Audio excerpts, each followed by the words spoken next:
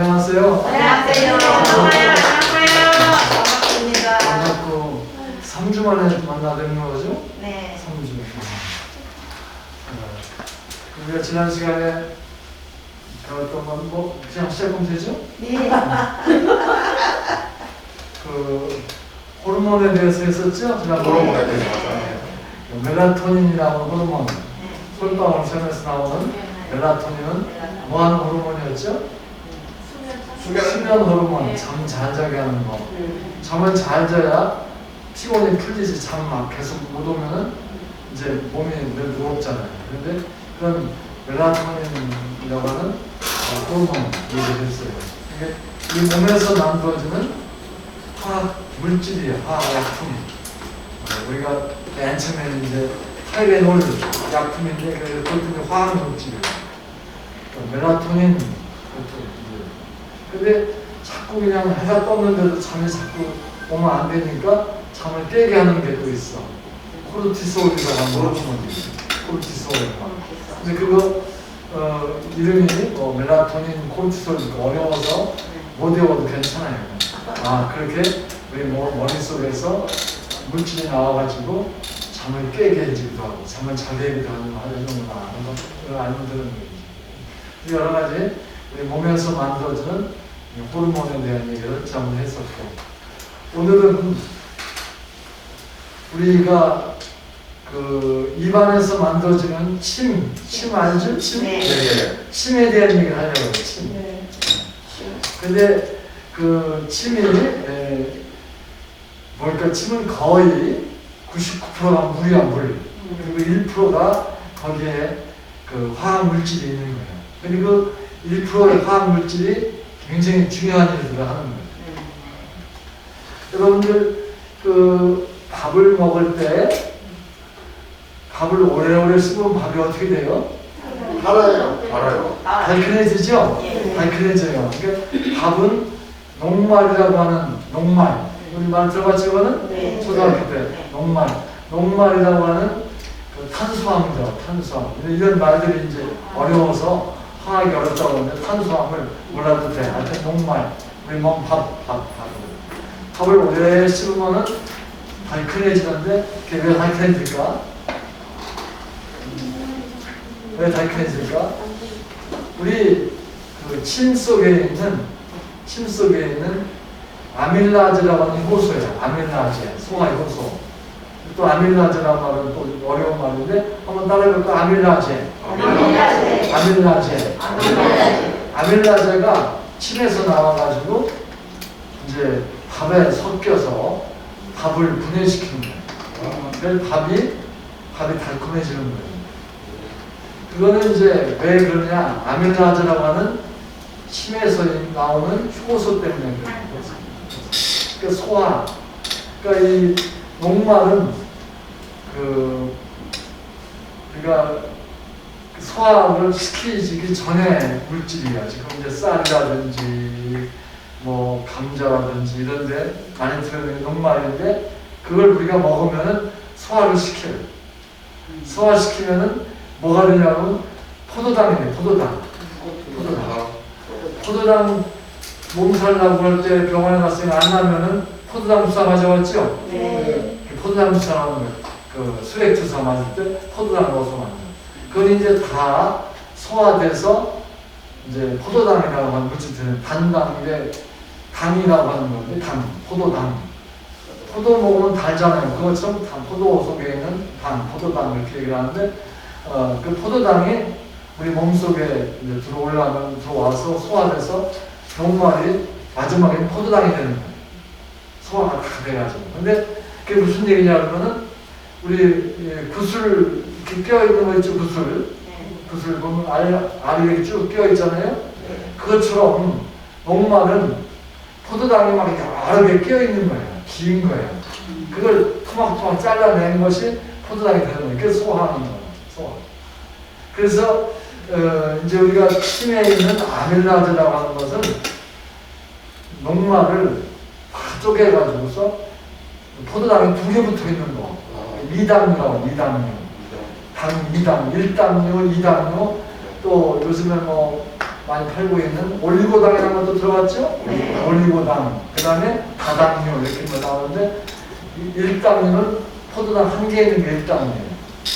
그리고 2개 있는 게 2당류야. 근데 그 2당이 바로 우리가 밥을 오래오래 씹으면은 당게 나오는데 그 당이 뭐냐면 메가당이 나는 메가당. 그러니까 메가당. 메가당. 맥이 무슨 뜻이야? 보리, 메가당. 왜 메가당이라고 그러냐면은 우리가 아는 뭐죠? 싹. 보리를 싹 내죠, 그죠? 뭐 만들어? 엿기름 만들자, 그지? 엿기름. 그럼 보리가 싹난 엿기름을 너무 많이 길지 않게 해가지고 그만 길어가지고 말리잖아요, 그죠? 말려가지고 그걸 가루를 만들죠, 엿기름 가루. 엿기름 가루 나오죠. 그거 갖다가 뭐 만들어? 식혜 만들죠. 식혜 어떻게 만들죠? 가셔가지고요, 밥을 걸러가지고 볶아요. 그래가지고 연기 맡고 다 얼큰한 물에다 이렇게 띄우지. 그렇지, 띄우죠? 그 발효시킨다고 그러니까 발효시키는 게 아까 밥은 녹말인데 녹말이 보리의 싹에서 나오는 어떤 물질 때문에 발효가 돼가지고 그게 이제 식혜가 되는 거야, 그죠? 그래서 그냥 막 쉬니까 한번 끓이죠, 식혜할 때, 그죠? 나중에 이렇게 끓이면 엄청 달고 맛있어요. 그렇죠, 식혜. 네. 근데 거기 식혜를 밥을 다 걸러내고 물을 끓이면 뭐가 돼? 물엿이 돼. 물엿을 더 많이 끓이면 뭐가 돼? 조청이 되잖아, 조청. 거기에서 이제 식혜가 달콤한 맛이 나는 게 메가당 되는 거예요.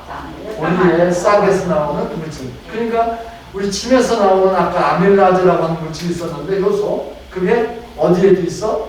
보리 싹에 있는 거예요. 메가.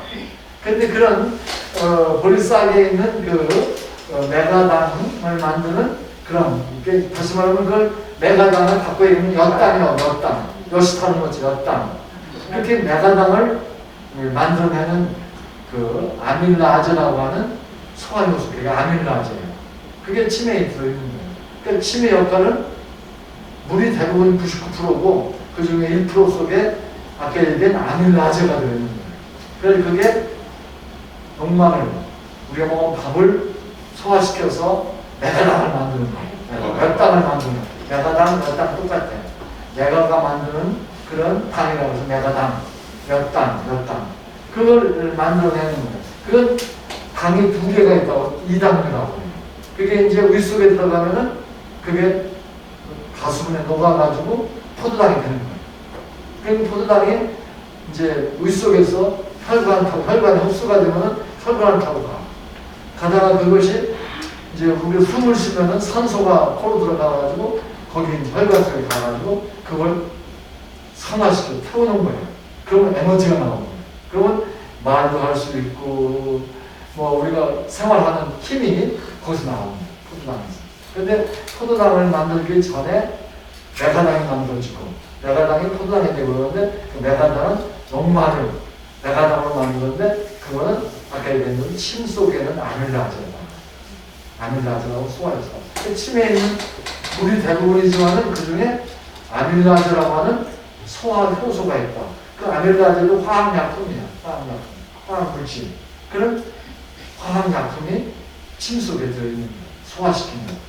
근데 사실은 아밀라제라고 하는 그러한 소화효소는 침에서만 나오는 게 아니라 어디서 나오고 아까도 보리 싹에서 나오고 또 우리 몸에 들어가면은 그 전에 이제 배울 때 이자라는 거 배웠는데 몸속에 이자라는 거 배웠죠? 요즘에 그 이자라는 말 안 쓰고 췌장이라고 하는 췌장하고 이자하고 똑같아.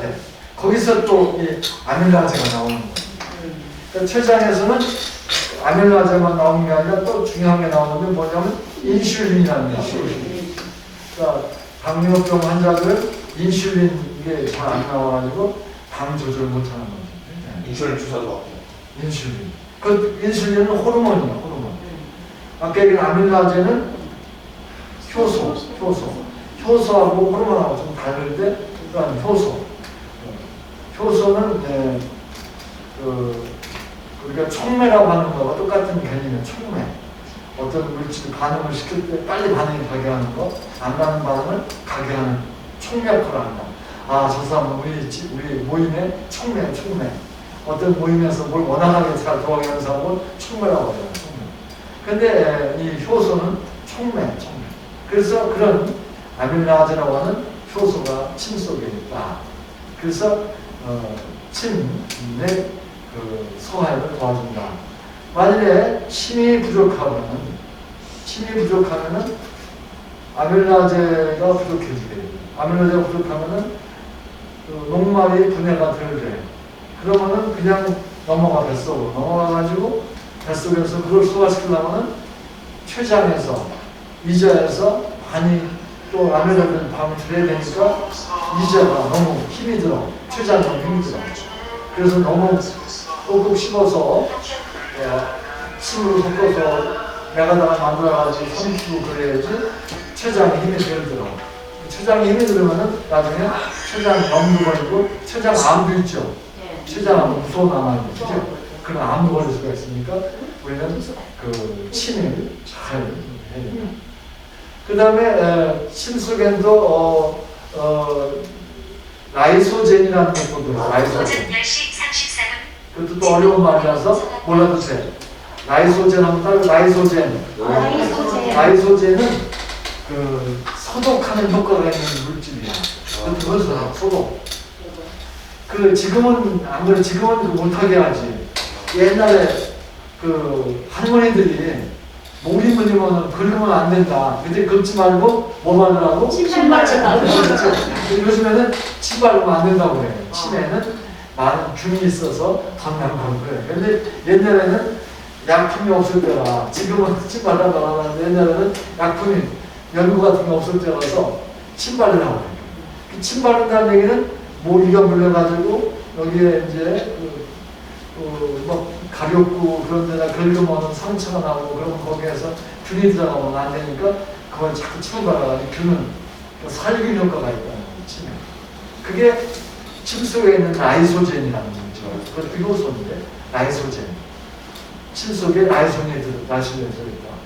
근데 요즘에는 모기 물리면 바르는 약들이 많이 있으니까 그걸 쓰는데 침 안 바르는 옛날에 약이 없을 때는 다 할머니들이 다 침 바르라고 했습니다.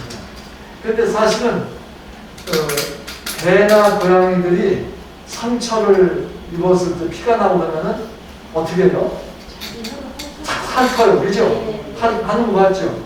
그게 동물의 침에 그런 소독하는 능력이 있어서 자꾸 핥는 거예요.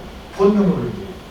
그러니까 사람도 마찬가지로 그런 소독의 역할을 주는 라이소젠이 있다는 거예요. 라이소젠. 그러니까 아까 소화시키는 것도 있었고, 아밀라제라는 게 있었고, 또 라이소젠 소독. 또 침에는 칼슘 같은 것도 있고, 또 요소라는 거 있죠? 소변내는 거. 요소 성분도 조금 있고, 그리고 다 조금씩밖에 없어요. 99%가 물이고 대부분 그런 일입니다. 그런 것들이 들어있어요. 그래서 되게 분석을 해보니까 침 속에는 한 10여 가지 이상의 아까 얘기한 호소라든지 호르몬이라든지 또는 요소라든지 또는 아미노산 이런 것들이 들어있고 칼슘 같은 것들이 있다라고 하는 것이 과학자들 연구해서 분석해서 알아낸 거예요. 침의 그런 좋은 성분 때문에 소화작용도 시켜주고 소화도 시켜주고 그 다음에 소독도 시켜주고 그 다음에 침이 안 나오게 되면은 입이 구강건조증이라는 게 생기죠. 그죠? 구강건조증이 아니요. 그럼 구강이 건조하게 되면은 막 입이 혅바늘 섰다고 그러죠. 그죠? 네. 혅바늘 서고 경험했죠? 네. 혅바늘 서봤죠? 예. 안 서봤어요? 건강한 사람 안 서고. 그럼 그런 것들이 침이 적게 나올 때 생기는 것들이에요. 그리고 침은 또 이제 음식을 씹으면은 그냥 음식 씹지 않고 넘기면은 식도가 막 그 상처도 입을 수 있고 식도가 거북해지는 거예요. 근데 침으로 침을 내서 오래오래 씹으면은 음식이 부드러워져가지고 식도에 넘어갈 때 아무 지장 없이 잘 넘어가죠. 그죠? 그러니까 그런 식도 보호 역할도 하고, 그런 소화 역할도 하고, 소독 역할도 하고, 그런 게 있고요. 또 침이, 우리 입에서 침이 나오면은 혀를 촉촉하게 적셔줘요. 적셔주면은 혀가 침에 묻어 있으면은 미각세포를, 혀에는 미각세포가 있어. 혀에는 짠맛 느끼는 세포도 있고, 미각세포가 또 신맛도 있고, 쓴맛도 있고, 또 단맛도 있고, 그렇죠. 그죠? 네. 그런 걸 혀가 느껴주는 거예요. 그런데 그런 미각이라고 하는데, 그런 미각세포를 그 역할을, 활동을 원활하게 시켜주는 거예요. 침이 안 나오면은, 침이 만약에 조금 나오고 잘 안 나왔다 그러면은 입맛이 없는 거예요. 되게 나이가 들면은 침이 적게 나와. 젊었을 때보다. 보통 젊은 사람들은 하루에 침을 얼마큼 만들어내냐 그러면은, 침이 나오냐 그러면은 1.5리터. 저거 얼마나요? 많죠. 물병 하나 500m인데 그거 3배 침이 나와요. 먹을 때 나오고 안 먹을 때 나오고. 근데 그게 젊었을 때는 김인태 씨는 많이 나오죠. 침이. 그죠? 네. 밥맛 좋잖아요. 근데 나이가 든 할머니들은 밥맛이 없다고 그래요. 왜 밥맛이 없느냐면 침이 조금 나와서 그래요. 조금 나와서. 그래서 1.5리터 정도의 침이 하루에 나와요. 하루에. 굉장히 많이 나오는 거죠. 그래서 그런 침들의 역할들이 여러 가지 있다. 그리고 그 속에 화학 약품들이, 화학 물질들이 섞여 있어가지고 그런 역할을 한다. 맛도 좋게 해주고, 또 잘 넘어가게 해주고, 그래요. 근데 침이 잘 안 나온, 나이가 점점점 들면은 침이 잘 안 나와. 그러면은 구강 건조증도 생기고, 또 입에서 또 냄새가 나죠. 그죠? 입 냄새 나는 사람들, 불치난다고 보통 그러는데, 입 냄새 나고. 그러니까 침이 있어야 그런 냄새도 안 나고, 잘 좋은 거예요. 그러니까 침은 참 우리 생활에 꼭 필요한 거다.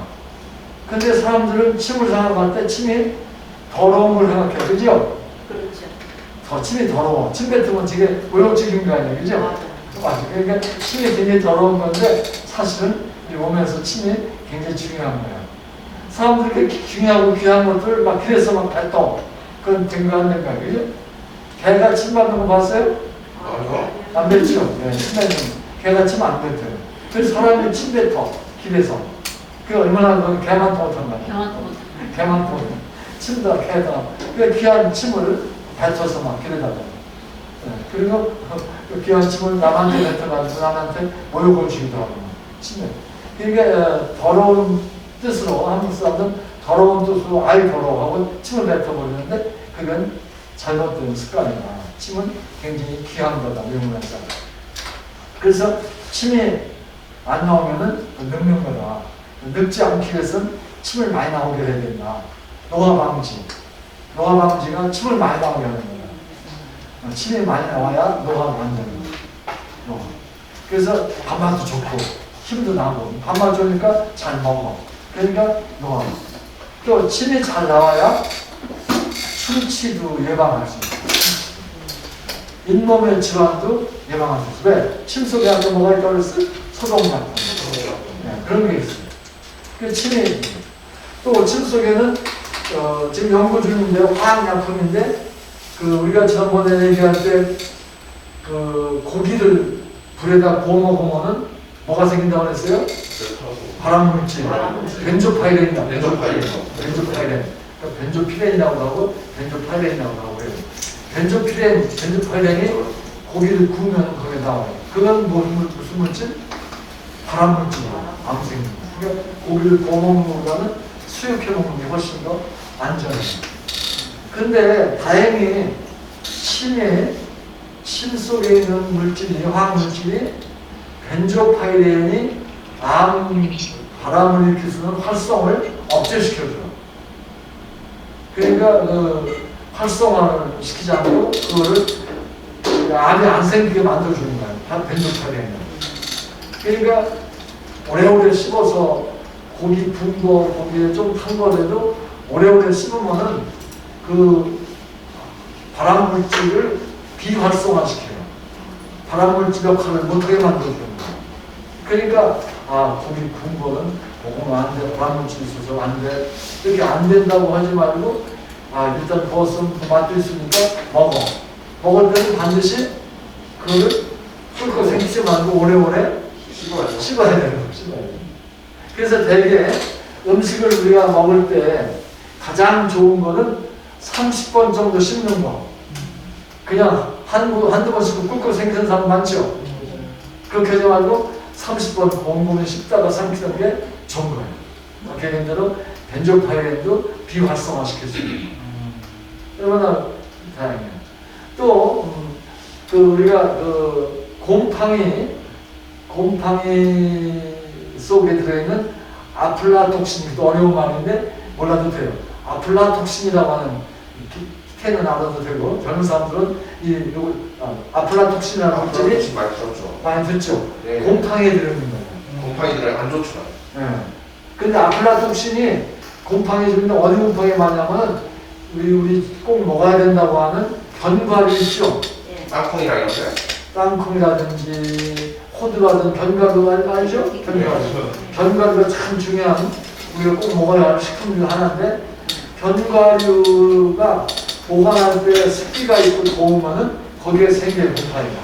그 곰팡이 속에 아플라톡신이 들어있는 거예요. 그러니까 견과류를 잘못 보관해가지고 곰팡이 나면은 먹으면 안 돼. 아까 얘기한 아플라톡신은 굉장히 독이야. 발암물질이야. 아까 벤조파이렌이 발암물질인데 벤조파이렌보다 더 센 발암물질이야. 한번 따라해볼까요? 아플라톡신. 어디에 있다고? 곰팡이 있어. 어디 곰팡이? 견과류는 통곡류, 콩이라든지 밀 이런 거 통곡류에도 곰팡이가 생기면은 곰팡이 있는 거 음식에 곰팡이 있는 거 먹어도 돼, 먹으면 돼, 안 돼? 안 되죠. 안 돼요. 네. 씻어야 되고 없애요. 근데 그거를 아플라톡신도 발암물질로서 굉장히 해로운 건데 그걸 오래오래 씹으면은 침이 아플라톡신의 활성을 비활성화시켜 발암물질로서 독한물질로서 역할을 어떻게 나누는 거예요. 그러니까 얼마나 침이 고마워, 그죠? 침이 고마워. 그 침이 그런 아주 고마운 일을 많이 하고 있어요. 그러니까 그 침을 더럽다고 생각하지 말고 요즘에는 코로나19 시대라서 침의 비말, 침의 작은 알갱이 속에 코로나19 균이 있다는 거예요. 그래가지고 마스크를 쓰는 거예요 지금, 그렇죠?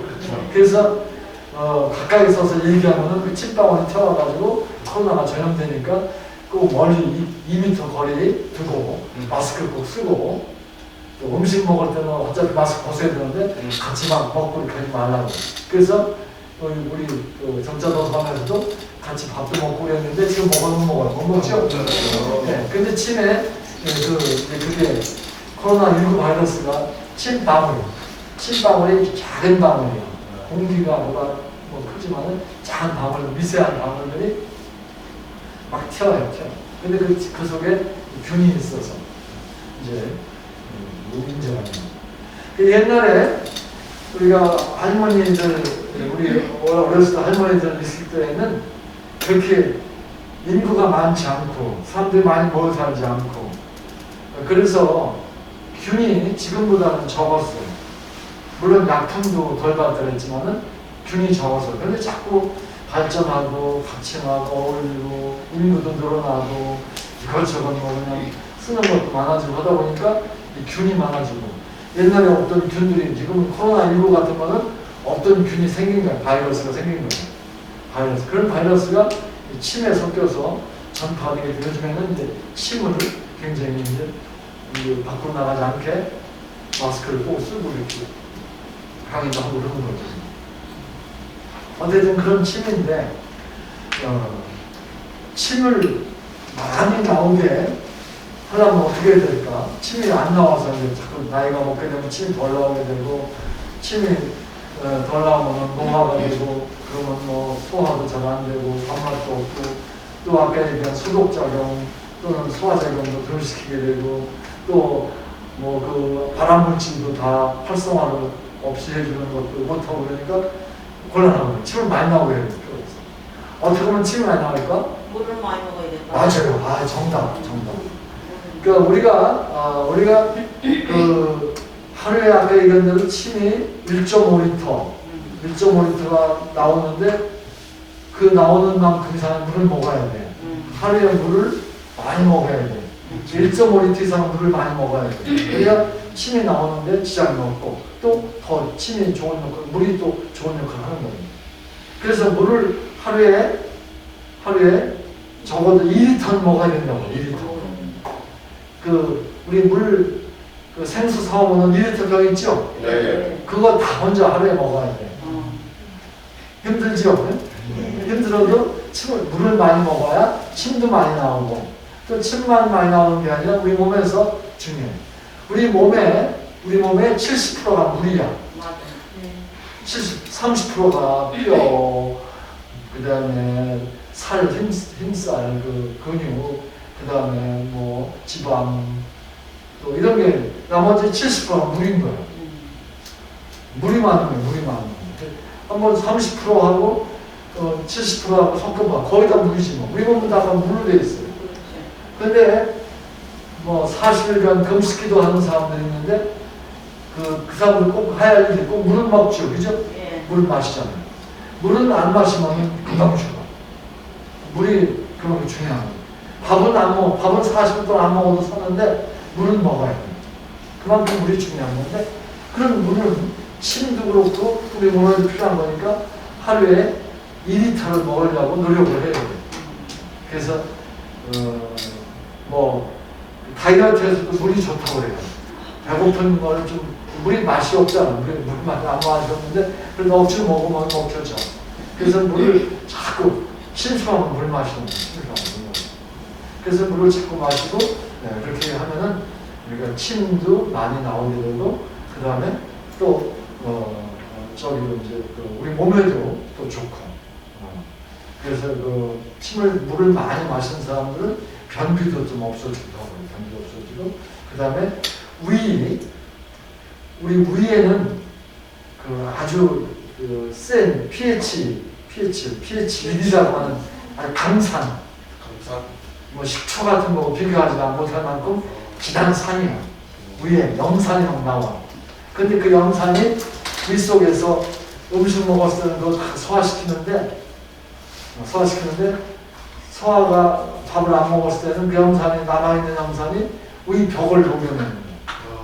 근데 위 벽에 점막이 있어서 괜찮은데 점막이 이제 술 마시는 사람들은 점막이 좀 헤어졌어. 그리고 과식하고 이런 사람들이 속이 쓰린 사람들은 그 점막이 좀 벗겨져서 그래. 그 벗겨진 대로 염소액이 들어가게 되면 그 우리 살이 녹아요. 그래서 그 살이 녹으면은 그게 나중에 오래되면 이제 거기가 위궤양이 되는 거예요. 그러니까 그런 거를 예방하는데도 물이 참 좋은 거예요. 물을 자꾸 마시면은 괜찮아요. 대부분 여러분들 건강검진 하죠? 1년에 한 번씩. 건강검진 할 때 우리 내시경 검사 댁 하죠? 안 해요? 내시경 검사 안 해본 사람 있어요? 다 했죠? 하고 나와서 결과 얘기하죠. 무슨 얘기예요? 거기다 위축성 위염, 역류성 식도염이 있다고 그랬죠? 그죠? 그게 다 있어. 들어가서 다 있어. 그게 뭐냐 그러면 아까 얘기한 대로 그 점막 이런 것들이 좀 벗겨져 가지고 거기에 살 좀 튀어나오는 것들 그게 위염이고 식도염들이나 그건 없는 사람 없어요. 다 있어요. 있는 사람, 뭐 건강한 사람들은 속이 덜 쓰는 사람들은 아침에 일어날 때 속 좀 쓰리고 빈속에 속이 쓰는 사람들은 그런 게 있는 거예요. 그런 사람들은 물을 많이 마셔야 그런 것들을 완화시킬 수 있는 좋은 전문. 두 번째, 물을 마셔야 침이 많이 나오고, 두 번째, 침을 많이 나오게 하려면 어떻게 해야 되죠? 오래 씹어야 돼. 오래 씹어야죠. 오래 씹어야 침이 많이 나와. 오래 씹어야. 그래서 아까도 음식을 오래 씹으라고 했잖아요. 오래 씹어야 침이 많이 나와. 우리 입에서 침이 나오는 곳이 침샘에서 나오는데 침샘이 귀 밑샘 침샘이 있고 턱 밑샘 침샘이 있고 혀 밑샘 침샘이 있어. 그게 두 개씩 해서 6개가 있어. 거기서 침이 많이 나와. 그리고 조그마한 침샘들이 입 전체에 퍼져 있어. 근데 그때 씹을 때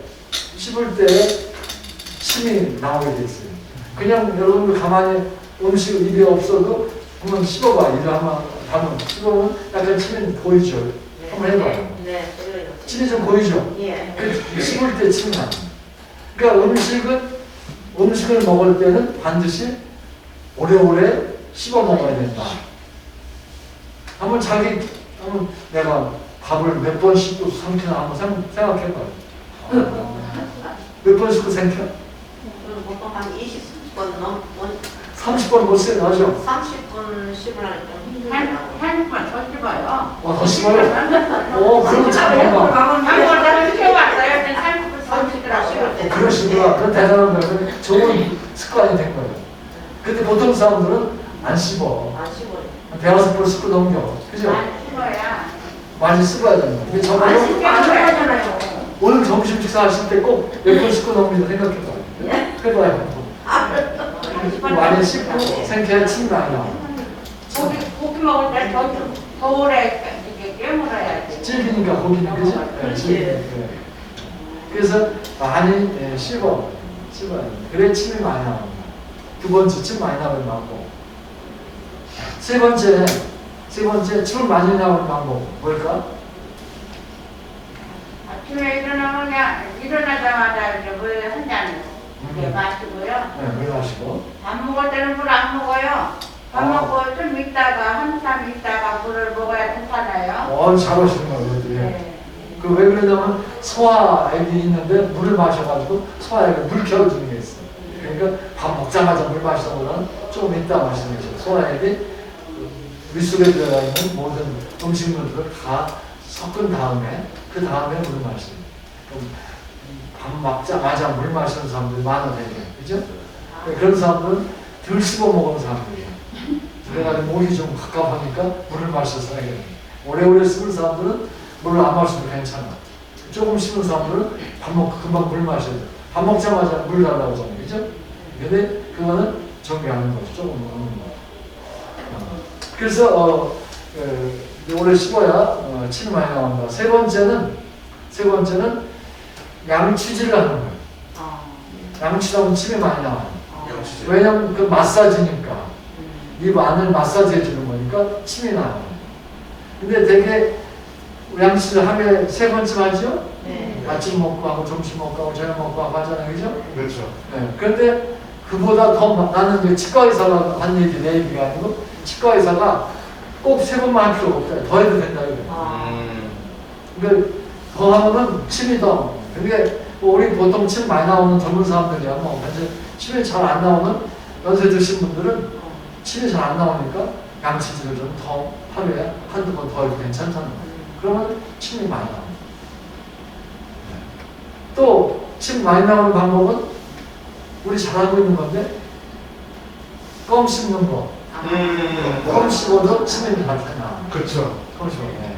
그래서 껌 씹은 거 버리기가 좀 귀찮아서 씹기가 싫은데 그래도 잘 버릴 수 있게끔 준비해가지고 그렇죠. 껌 씹는 것도 중요합니다. 침을 많이 나오게 해서. 그렇죠. 그 4가지 방법으로 침을 많이 나오게 하는 거예요. 침이 이제 이렇게 나와서 음식을 소화시키는데 대개 아까 얘기한 침 속에 있는 아밀라제라고 하는 것이 이제 메가당으로 만드는 거, 엿당으로 만드는 거, 그거를 할 때에 그 입안의 pH, 산도라고 산도. pH가 되게 언제가 좋냐면 중성 7, 중성이 7이야. 그 4에서 산성은 4인데 약한 산성 4에서 7 이상 돼야 그 아밀라제라고 하는 효소가 쌀을 녹말을 분해시켜서 메가당을 만들어요. 그래서 그러니까 음식을 먹을 때 음식에 궁합이라는 거 들어봤죠? 네. 뭐하고 먹으면 안 된다는 궁합 얘기가 있죠? 네. 맞아요. 그래서 우리가 빵은 뭐예요? 녹말이거든요, 녹말.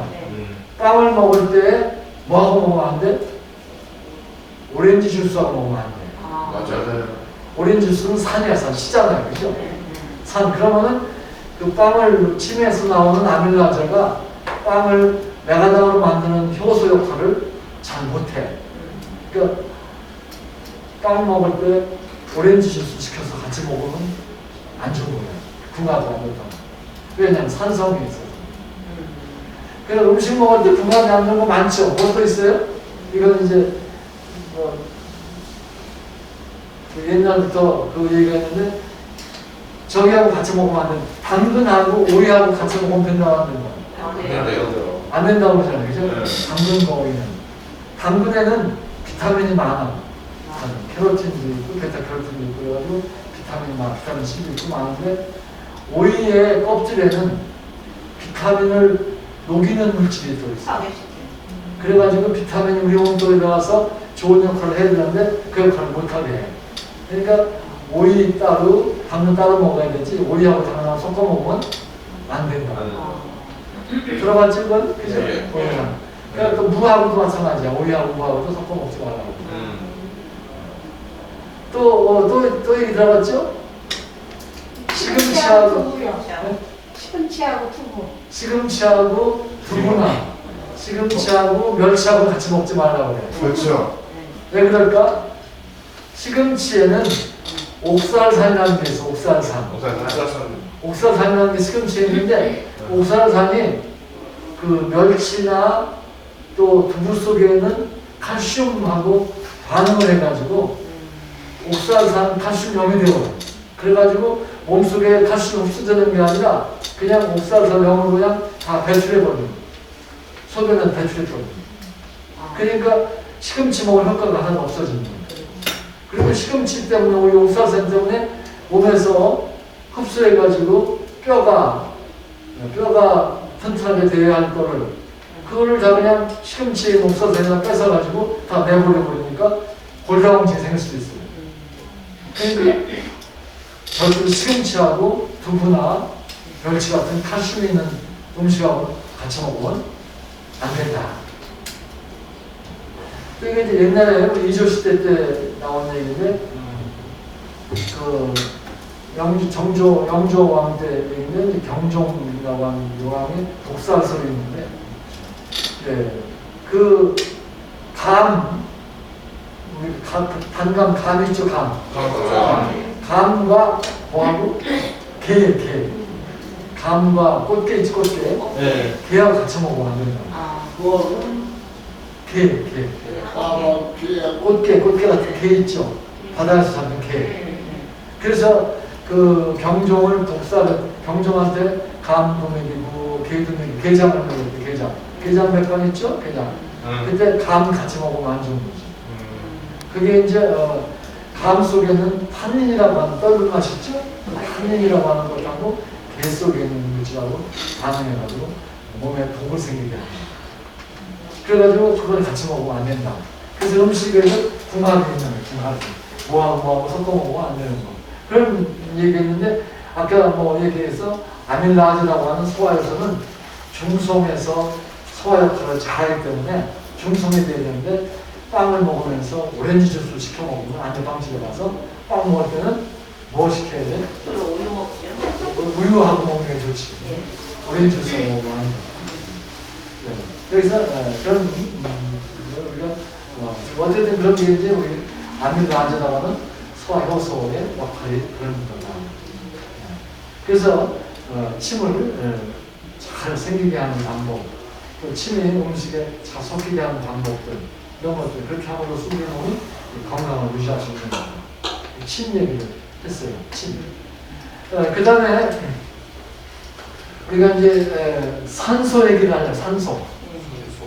지난번에도 이렇게 활성산소라는 거에서 얘기했었어요. 활성산소. 지난번에 활성산소.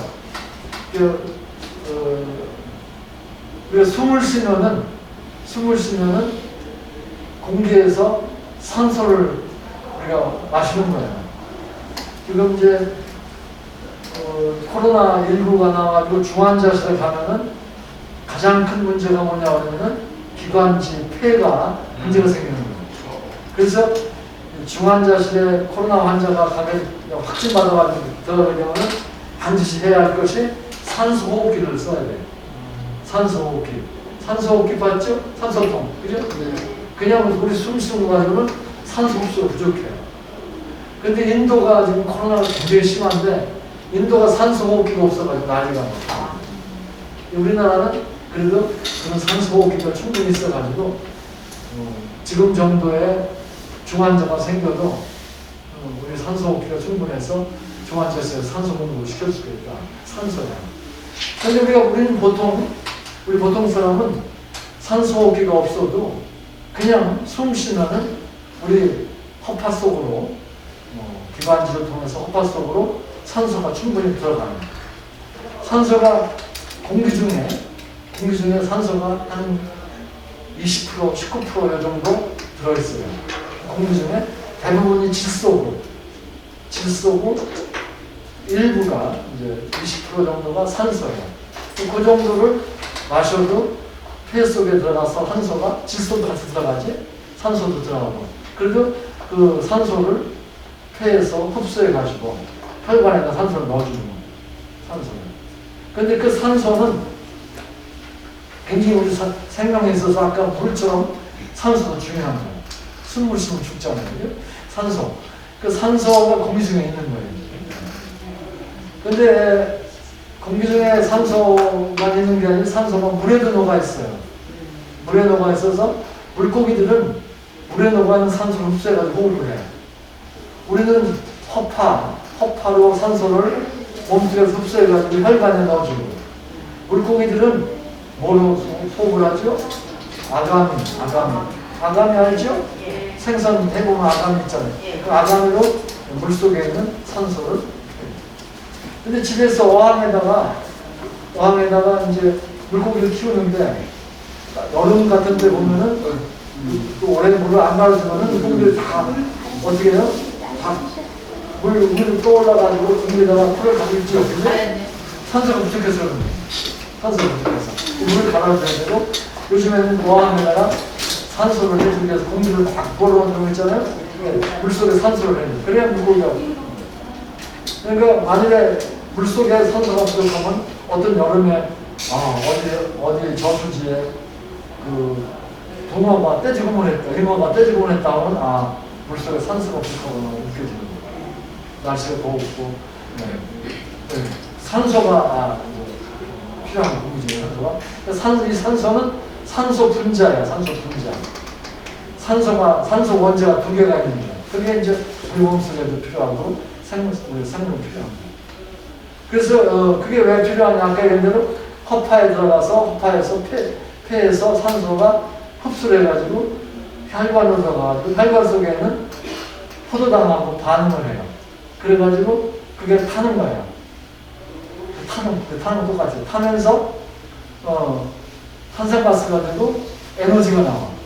우리가 장작이나 석유나 가스가 타면은 열이 나오잖아요. 맞아요. 그 열을 갖다가 라면을 끓여 먹고 막 그러잖아요. 그게 그 열이 바로 에너지야. 우리 몸속에서도 그게 포도당이라고 하는 그 물질하고 산소하고 반응을 해가지고 열을 내고 에너지를 내고 그 다음에 타고 열을 냈으니까 반드시 탄산가스가 나와요. 그러니까 포도당도 마찬가지고 탄수화물도 마찬가지고 석탄도 마찬가지고 집에 쓰는 가스 집에 천연가스 도시가스가 도시가스도 그렇고 이런 가스들이 타면은 열이 나와가지고 난방을 하는데 동시에 탄산가스가 나와. CO2가 탄산가스 CO2 이산화탄소라고 하죠. 그게 꼭 나와. 그러니까 우리 코에서 숨 쉬고서 뱉으면은 그때 탄산가스가 거기 섞여 있는 거예요.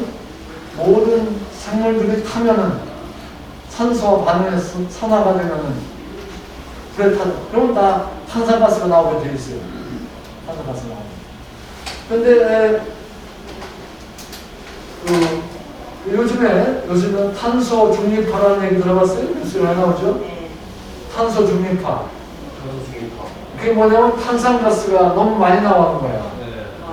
그 석탄 발전소에 석탄을 빼면서 발전을 하니까 탄산가스가 나타니까 자동차 다니면서 자동차의 배기가스에 또 탄산가스가 많이 나오는 거야.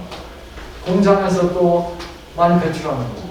탄산가스가 많이 나오는 거야. 탄산가스가 많이 나오는데 옛날에는 뭐 자동차도 많지 않고 뭐 완전 석탄 뭐 발전소도 그렇지 않고 집에서도 뭐 그래서 좀 괜찮았었는데 지금은 막 꽤 많이 나오는 거예요. 근데 옛날에는 탄산가스가 나와도 없어져. 어디서 없어지냐면은 식물이 탄소 동화작용이라는 걸 해. 그게 뭐냐면은 식물이 잎사귀 위해서 탄산가스를 받아들이고 뿌리에서 물을 받아들여가지고 물과 탄산가스가 섞여 있는 상태에서 엽록소라고 하는 거예요. 파란색만한 잎파람이 그게 반응을 그게 촉매인데 반응을 해가지고 거기서 이제 포도당이 나오는 거예요. 그래가지고 그게 모아져서 녹말을 만들어가지고 열매도 만들기도 하고 뿌리도 하고 그래서 식물이 그러면서 산소를 배출하는 거예요. 탄산가스를 흡수해가지고 녹말 만들고 그 다음에 산소를 배출해요. 그럼 사람이 그 산소를 숨을 쉬면서 또 쓰는 거예요. 이렇게 잘 됐는데 자꾸 과학이 발달하고 문명이 발달하고 인구가 늘어나고 이렇게 하면서 그게 균형이 안 잡히는 거예요. 하나님의 천지를 창조하실 때는 딱 균형이 맞아가지고 탄산가스 나오는 거, 탄산가스 사용하는 거, 식물이 사용하고 뭐 이렇게 하는 거예요. 근데 요즘에도 뭐 아마존 강이라고 브라질에 큰 강이 있고 거기 산림이 고져 있는 거예요. 자꾸 개발을 해. 그러면은 산소 방출을 적게 많이 해요. 적게 하는 거예요. 산이 많아야 돼요. 우리나라도 마찬가지. 우리나라도 그 태양광 전지한다고 막 산에 나무 막 다 펴. 그래서 거기다 전지 만들어. 그러면은 산소를 그만큼 덜 만드는 거예요. 산소가 적어지고 탄산가스가 많아지면은 물론 태양광은 탄산가스 배출을 쉽게 하려고 하는 거긴 하지만은 탄산가스를 식물이 흡수하는 것을 방해하지 않고 태양광을 만들어줬지. 식물을 또 없애면 또 태양광 효과가 줄어드는 거예요. 그리고 태양광 전지를 하려고 하다 보면 이제 원자력 발전을 못하게 하는 거예요. 탈원전이라고 해요. 그럼 원자력 발전은 탄산가스 배출 안 하는 발전이에요. 너무 갑자기 지금 탄산가스, 산소 이런 것들 공급이 균형을 잡고 있을 때 서서히 탈원전을 해야 되지 갑자기 정권을 잡았다고 그래가지고 우리 정권에서 탈원전을 하자고 그러면 안 되는 거예요. 몇 년을 거쳐서 해야만 천천히 해야만 되는 건데 우리 정권이 그 업적을 내기 위해서 그걸 밀어붙이면 부작용이 생기는 거예요. 좋은 점이기도 한데 또 부작용이 있는 거지. 서서히 원자력 발전소 다 없애버려. 그리고 다 태양광 해. 이건 금방 할 수가 없는 거예요. 태양광 부족하니까 석탄에서 발전을 해. 화력 발전소. 그럼 또 탄산가스가 많이 나오는 거예요. 그러니까 그러면 원자력이라고 하는 위험한 물질이 없는 대신에 탄산가스가 많이 나오는 거예요. 이렇게 우리 지구상에, 우리 생활 속에, 우리 삶 속에 다 균형 잡히게 일이 일어나야 되는 거예요. 산소, 탄산가스 이런 거. 근데 그 산소라고 하는 것이 우리가 세 가지 종류가 있어요. 쉽게 우리 몸속에서 지난번에 얘기했는데 무슨 산소? 활성산소라고 해가지고 활성산소 우리 몸속에 산소 원체 하나만 있는 거예요. 산소 원체 하나 있는 거. 활성산소. 그거는 이제 우리 몸에서 암을 일으키는 거죠. 아픈 거죠. 그 활성산소를 우리 몸속에 없애기 위해서 무슨 식품을 먹는다고? 칼라푸드를 먹어요. 그런 게 뭐 칼라푸드뿐만 아니라 비타민도 그렇고 그런 것들이 우리 몸에 들어가가지고 활성산소를 다 제거시켜줘요. 그래서 자유라디칼이라고 해가지고 자유라디칼 산소라고 하는데 그게 몸속에 있으면 안 좋거든요. 그걸 없애주는 걸 이제 하는 거예요. 그게 이제 칼라푸드라든지 뭐 도마도 같은 거 이런 것들이 굉장히 좋은 거거든요. 이게 활성산소 다 제거시켜줘요. 그런 산소가 있고 숨 쉴 때 필요한 산소 O2가 있어요. 그건 순수. 탄소 2개 있는 거, 탄소 하나 있는 거. 요즘에 일기예보 들을 때 오존이라고 하는 얘기, 오존주의보 나 내리죠, 그죠? 들어봤어요, 안 들어봤어요? 많이 들어요. 그것도 산소야, 산 오존. 아, 오늘은 오존 농도가 높습니다. 조심하십시오. 뭐 이러지. 일기예보 할 때, 그죠? 네. 네. 그 오존이라고 하는 건 뭐냐면 산소가 3개 있는 거. O3. O 하나 있는 거. O2, O3. 근데 오존이 이제 오전 나쁜 거 아니에요? 네? 오전 나쁜 거 아니에요? O3 마스크해야 되냐고? 나쁜 거 아니냐. 나쁜 거 아니냐고. 아, 오존이 나쁜 거지 이제. 주의보 내리잖아요. 오존은 그게 좋은 것도 좋은 역할을 해요. 그냥 그 오존으로 소독할 수가 있어. 오존으로. 그런 좋은 점도 있지만은 숨을 쉬게 되면은 우리 폐를 망가뜨리는 거예요. 그래서 오존이 좋지 않은 거예요. 근데 오존이라는 게 굉장히 지구상에서는 굉장히 중요한 좋은 일을 해요. 지구가 동그란데 그 주위에 오존층이 있어. 지구를 둘러싸고 있어요. 오존층을. 오존층을 쌓고 있는데 그 오존층이 있어야만 햇빛에서 오는 자외선을 차단시켜줘요. 그런데 이 오존층을 자꾸 파괴시킨다고 해요. 뭐가 지난번에 했던 프레온가스라고 했어요. 불소 나오고요. 그런 프레온가스가 오존층을 구멍을 뚫어놔가지고 남극은 오존층이 공수해졌어요. 점점 넓어지면은 우리 지구 속으로 태양에서 오는 자외선이 많아요. 자외선이 많아가지고 우리 몸에 피부암이 생기게 되는 역할. 그러니까 오존층이 꼭 필요해요. 오존층 파괴지만 꽤 중요한 역할을 하는데 이 대기 중에 우리가 숨 쉬는데 오존이 있으면 그건 해로운 거예요. 근데 그 오존이 왜 생기느냐? 자동차 배기가스에서 그 산화질소가 아산화질소 그게 이제 나오면서 오존을 만들어요. 그래가지고 안 좋은 거예요. 햇빛이 있고 날씨가 좋으면서 또 자동차 많이 다니고 그러면서 오존이 많이 생기는 거예요. 오존.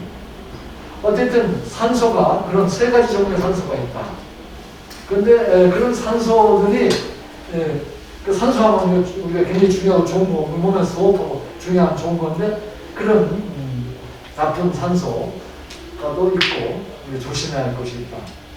어쨌든 아까도 얘기했지만은 우리가 지금 이제 탄소 중립화라고 하는 얘기를 많이 하고 있어요. 지금 환경 문제 때문에 요즘에 기후 변화가 많이 나오죠. 예. 기후 변화가 나와서 보통 그전에는 이렇게 이맘때 이렇게 안 더웠을 거야. 근데 빨리 더워지는 것 같아요. 그래서 한국의 기후가 아열대화, 열대지방, 아열대화, 아주 열대가 아니고 아열대화 된다. 그래서 한국이 점점 더워지고 있다. 그러니까 한국이 더워지는 게 아니라 세계가 점점 더워지고 있다. 왜 그러냐?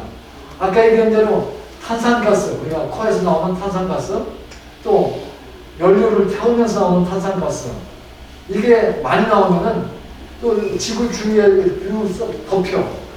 탄산가스는 질소나 산소보다 좀 무거워요. 그래서 막 하늘 올라가서 없어지는 게 아니라 올라가다가 지구 주위에 둘러싸여.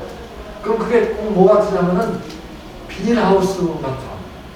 비닐하우스는 겨울에도 그 비닐하우스 속에 들어가면 따뜻하죠. 그죠? 예. 비닐하우스 들어가죠? 바깥에는 추운데 안에는 따뜻한 거야. 물론 그 열을 차단시켜주는 거예요. 그런 식으로 해서 탄산가스가 지구 주위를 둘러싸고 있으면은 비닐하우스 효과, 온실처럼 되는 거예요. 그래서 온실 효과를 한번 들어봤죠? 온실 효과. 그러니까 탄산가스를 많이 쓰게 되면 온실 효과. 그러니까 그래서 탄산가스는 왜 생기느냐? 아까 얘기한 대로 우리가 호흡할 때 나오기도 하지만은 이제 연료를 태울 때 나오는 거예요. 연료를 태울 때 나무를 태우고 뭐 장작을 태우고 뭐 또 우리 집에서 쓰는 도시가스는 천연가스라고 해가지고 메탄이 많아. 그리고 프로판가스 있죠? 예. 가스통에다 만드는 거예요. 그 다음에 또 우리가 그 집에서 뭐 요리할 때 부탄가스 있죠? 예. 그것도 이제 다 탄화수소라고 하는 그냥 탄소가 들어있는데 그가 탈 수 있는 것들. 타면서 열을 내는 거, 에너지를 내는 것들. 그거를 많이 쓰게 돼가지고 탄산가스가 많이 늘어나는 거예요. 그래서 탄산가스가 지구를 둘러싸가지고 지구를 온실처럼 만들어 놓으니까 지구를 온실처럼 만들어. 남극 북극에는 얼음들이 녹아. 그 얼음들이 녹고 그 다음에 제가 몇 년 전에 그 알래스카에 갔었는데 알래스카에 가면은 그 이제 빙산이 있거든. 빙산 빙산에 가봤는데 빙산이 그 전보다 많이 줄어들고 녹아서 자꾸 녹는 거야. 더워지니까. 그렇게 해서 바다에 물이 더 많이 나오게 되고 녹으니까 그러면은 저지대는 바닷물로 채워지기도 하고 이런 여러 가지 위험성이 많아가지고 온실 효과라고 하는 거 그런 것 때문에 탄소 중립화라고 하는 얘기를 하고 있다. 이게 다 지금 G7 정상회의를 영국에서 해서 문재인 대통령이 거기 가셨는데 거기서 한 얘기가 주로 그런 온실 효과, G7 탄소 중립화 문제를 많이 다루고 있다. 세계가 탄소 배출을 적게 해야 된다. 탄소 배출하면은 그만큼 저기를 해야 된다. 돈을 막 내놔야 된다. 이런 식으로 회의를 하고 있는 거예요. 그래서 이게 탄소 중립화 회의라는 거예요.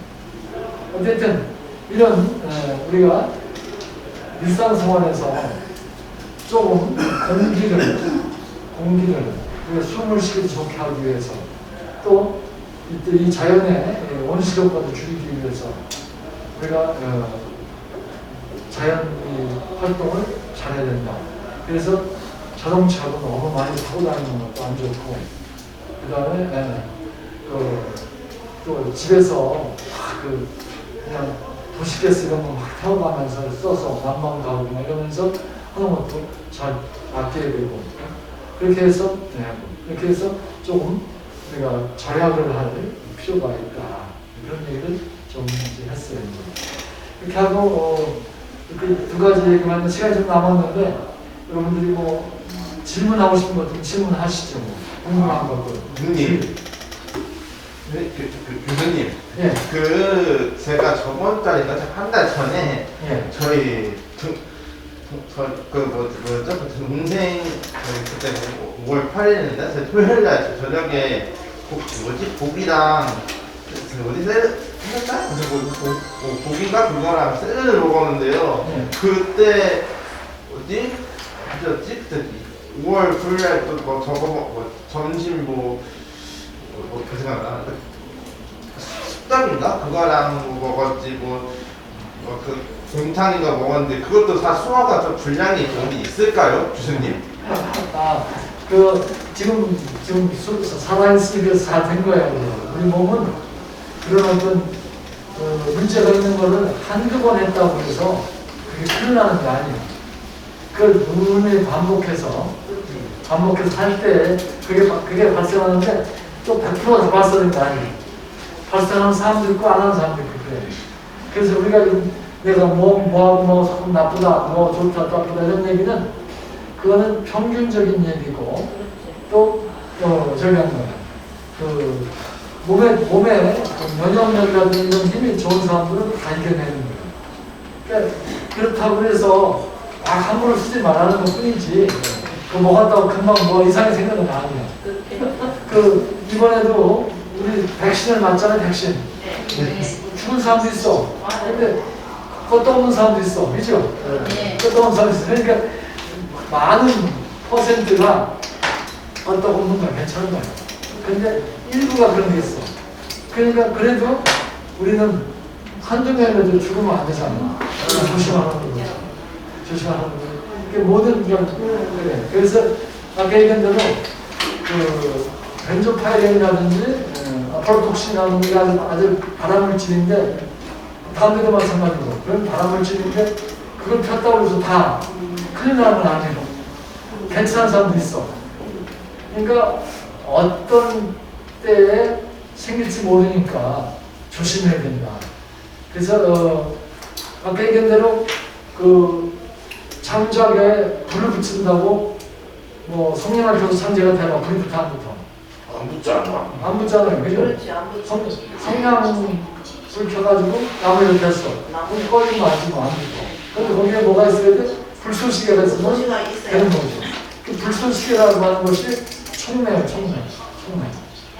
효소도 불쏘시개.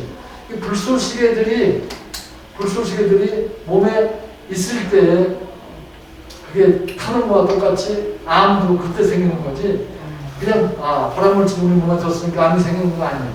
그러니까 우리 몸하고 또 발암물질하고 딱 만났는데 거기에 불쏘시개가 있을 때 탁 암이 생겨버려요. 그러니까 시간, 타임만 불쏘시개 암과 암물질과 몸 세포가 딱 마주칠 수도 있고 마주치지 않고 그냥 성화돼가지고 그냥 배설해버릴 수가 있는 거예요. 괜찮을 수 있죠. 그러나 그 배설하지 않고 남아있다가 불쏘시개가 와서 두 개를 반응시켜가지고 암세포가 생겼어요. 그러니까 너무 공포에 떨 필요 없고 그냥 좋은 생활 습관을 가져라 그런 거죠. 내가 강의하는 내용도 다 그런 얘기지 과학적으로 연구해 내온 거지 100%다 그런 게 아니에요. 하다고 다 생각하는 뜻이야. 그런데 나도 지난번 얘기했지만은 우리 동서가 그 MBC 방송국의 PD였었어. PD 디스크 재키. 예. 계속 방송국에서 방송하면서 밤 12시 넘어서까지 방송하면서 그 박원웅과 함께라고 하는 프로였어요. 박원웅 씨인데 그분이 그 담배를 계속 펴가지고 폐하는 거거든요. 박원웅 씨만 그런 줄 알았더니 이종환 씨라고도 있죠? 네. 그래도 또 그랬더라고. 담배 뭐 타라고 니코틴이 얼마나 많은데? 얼마 양은 내가 잘 모르겠는데 타라고 니코틴이 그 담배를 타라고 니코틴. 응? 타라고 니코틴 담배 안에. 담배 한 갑을 다 펴버리면은 치사장이 나고 그렇게 하는 거죠. 금방 다 펴버리면 동시에. 그만큼 니코틴이 많다고 그러지. 내가 하루하루 니코틴 얼마 먹니? 근데 그걸 되게 담배를 동시에 한 갑을 피우는 사람들이 문제가 생기는 거지. 어쨌든 그런 확률이지. 과학은 확률. 100%야.